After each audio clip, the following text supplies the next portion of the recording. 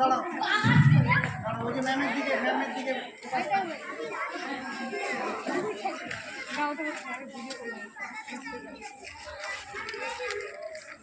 দশ মাস 10 দিন পরে জন্ম নিব মাসির ঘরে মাগো, তখন যদি না চিনতে পারিস লিখবি গলায় ফাঁসি।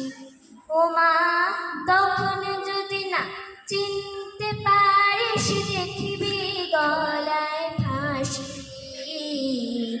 একবার বিদায় দে মা, ঘুরে আসি। একবার বিদায় দে মা, ঘুরে আসি।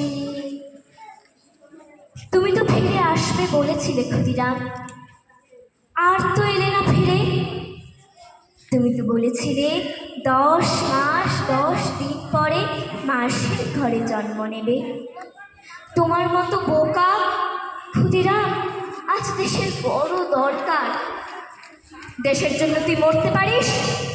প্রশ্নের উত্তরে যে বুক চিতিয়ে হাসি মুখে বলবে পাহাড়ি বই কি।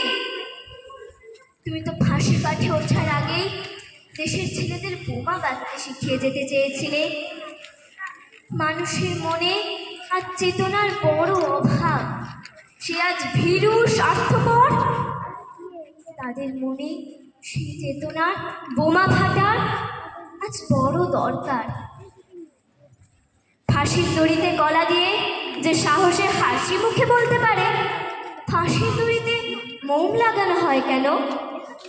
কঠিন সত্যের মুখোমুখি দাঁড়ানোর মতো সেই নির্ভীক সাহসের আজ বড় দরকার। সেই ভীরু কাপুরুষ স্বার্থপর মানুষের মনে এই ভয় শূন্যতার বোমা ফেটে জ্বলে উঠুক নির্ভীকতার আগুন, জ্বলে উঠুক সত্যের আগুন।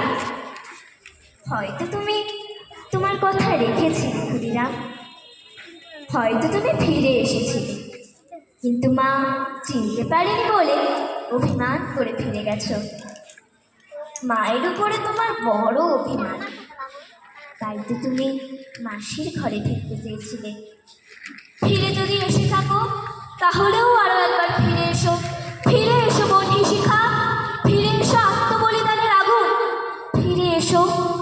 তুমি তো ফিরে আসতেই চেয়েছিলে। ফিরে এসো বারবার।